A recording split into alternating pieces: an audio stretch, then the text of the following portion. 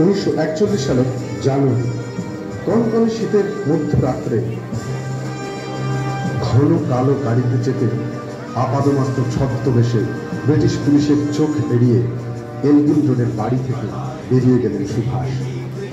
ইতিহাসের যে ঘটনা দ্য হিস্টোরিক্যাল গ্রেট এস্কেপ বা ঐতিহাসিক মহা নিষ্ক্রমণ রূপে পরিচিত। এলগিন রোড থেকে গোমো স্টেশন হয়ে Peshawar, Soviet Union, Italy, Germany, Japan সারা পৃথিবী জুড়ে তিনি শুরু করলেন ভারতবর্ষের স্বাধীনতার লক্ষ্যে প্রচারাভিযান ও সৈন্য সংগ্রহ।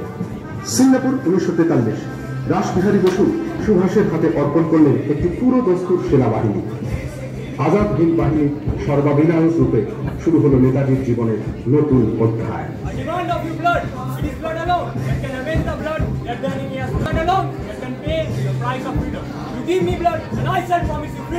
সুভাষের ডাকে সাড়া দিয়ে জাতি ধর্ম নির্বিশেষে দেশ বিদেশের মানুষ এই মহান উদ্দেশ্যে যথাসাধ্য দান করতে লাগলেন।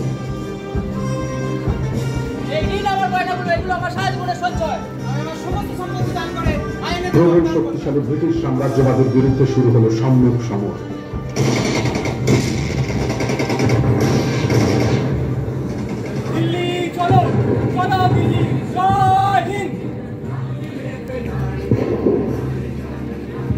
ব্রিটিশ বাহিনীকে পরাজিত করে আন্দামান ও নিকোবর দ্বীপপুঞ্জ অধিকার করল ইন্ডিয়ান ন্যাশনাল আর্মি।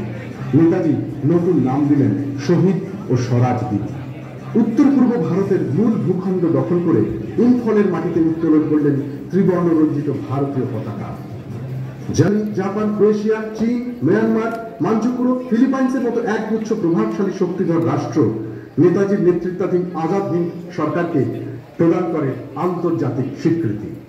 নভেম্বর 1943 পূর্ব এশিয়ার তথাকথিত বৃহত্তর সম্মেলনে আনুষ্ঠানিক পর্যবেক্ষক হিসেবে যোগদানের স্বীকৃতি ও সম্মান অর্জন করে আজাদ হিন্দ সরকার। নেতাজি মারা গেছেন, বিমান দুর্ঘটনায় নেতাজি মারা গেছেন। এসব মিথ্যে, বিশ্বাস করি না, এসব ষড়যন্ত্র। গুমনামি ওয়াদাকে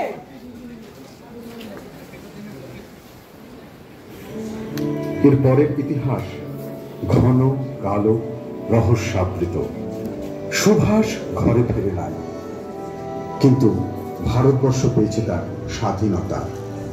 সত্যি কি আমরা স্বাধীন?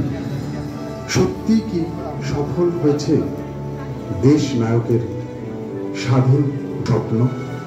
The answer is, my friend, is blowing in the wind. The answer is blowing in the wind. মহাবিদ্রোহীর অনুক্লান্ত আমি সেই দিন হব শান্ত, যবে উৎপীড়িতের চন্দন রোল আকাশে বাতাসে ঘনিবে না, অত্যাচারী খড়গ কৃপান ভীম রণভূমে রমিবে না। বিদ্রোহীর অনুক্লান্ত আমি সেই দিন হব শান্ত।